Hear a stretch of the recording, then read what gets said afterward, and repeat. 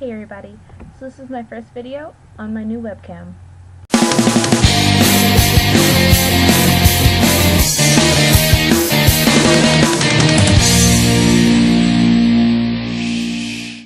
I'd like to know what you think, so I guess in the comments post if you like this one or my old one better, because I can use either one.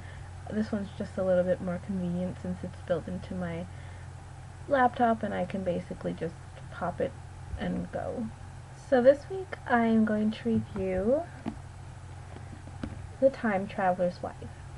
The book is basically about Henry, a time traveler who's also a librarian, which I think is awesome since I work also at a library, and the love of his life, Claire, who has known him her whole life, but he has only known her his adult life, and that's because he has time traveled back to her childhood many times and met her and, you know, hung out with her and gotten to know her in that way. They meet again when they're adults, and she gives him a diary that has every single time that he's time traveled to her and what they've done, so that he then has kind of a math guide to like where he's going and what he should do for each time, so I guess he doesn't mess up time. This is one of my favorite books of all time, and when I first got it, I really thought I was not going to like it at all. The reasons I thought that I wasn't going to like the book when I first got it was because the book is told from alternating perspective. It's also about time traveling, so there's a lot of switching back and forth in time. I really hate it when perspectives change in stories because I like there to be a main character, and I don't mind when there's a bunch of main characters and then you kind of get a glimpse of all of their thoughts.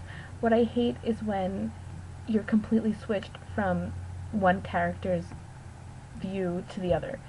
However, this book was great. It was it flowed wonderfully, and it kind of, in the book, let's see if I can find one. This is how it started every chapter. So it gives you the time, it gives you their ages, and then it tells you who is whose view you're in. It's got a lot of sex in it. Not so much sex scenes, but it mentions sex a lot because Henry, the time traveler, he time travels when he's stressed out, and sex calms him down, so he's constantly asking for it. I also really liked it because the ending, for a book about time traveling, the ending was really appropriate and I guess tasteful. It wasn't over the top, I think, and of course something big happens, and what I really liked is that once this big event happens, normal books would just end it in a few sentences, a few paragraphs, and then leave the reader hanging, not knowing, you know, what goes on to the characters that they've invested all this time in. And in this book, it continues.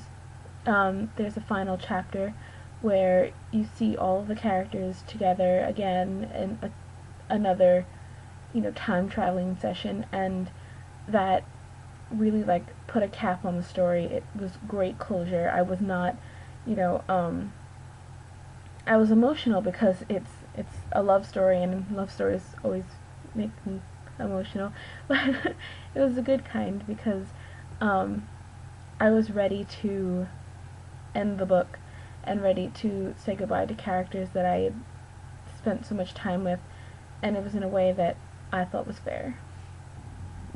Going through the book, you know, I really enjoyed it, and I got to the end and then I really enjoyed it. And just a little tidbit for any of you who have read it, and for those of you after you read it, at the very, very end, when the big event happens, Henry, the main character, quotes the beginning line of my favorite poem ever, and I think at that point that's when I really, really liked the book. So, so when you get to that part, or after you've gotten to that part, you'll know what I mean. I have all these little buttons everywhere, and they change what's on like the screen and everything, and I really want to click all of them. Like, I'm looking at them now, and like I don't even know. Should we put balloons? Like, I've got balloons now, and I can do other stuff um, like that. That was kind of scary. I'm sorry. I can also give myself glasses. Like, I don't know, like these things. And then they follow my face around. As you can see, I've been playing around with this a lot. But like I said before, let me know which one you like better, because what I'm looking at right now doesn't look like the same quality as my other one, so let me know. So before I go, I just have a question for you guys. Do you like books that alternate between characters' viewpoints, or do you like there to be only one, like me? One like me. I'm the only main character. If you share my opinion and only like there to be one main character. And if you do have a specific like, why do you like that? Why do you like there to only be one main character, or why do you like there to be several viewpoints? Also, do you like there to be a linear time pass through your book, like a Jane Eyre or a Wuthering Heights, those kind of traditional start at the beginning, end at the end? Or do you like books that swap times, that have flashbacks, or like this book is all over the place on the timeline? And again, why?